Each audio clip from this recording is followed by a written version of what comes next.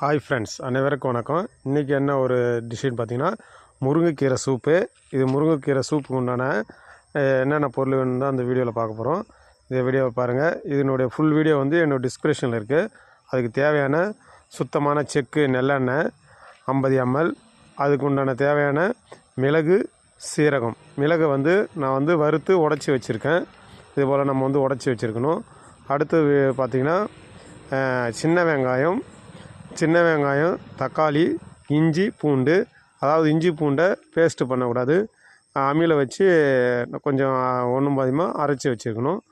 அடுத்து நெக்ஸ்ட்டு பார்த்திங்கன்னா தக்காளி வந்து ஒரு மீடியம் சைஸு, சின்ன வெங்காயம் ஒரு 15 அளவுக்கு எடுத்து வச்சுருக்கணும். இது உண்டான பொருள்.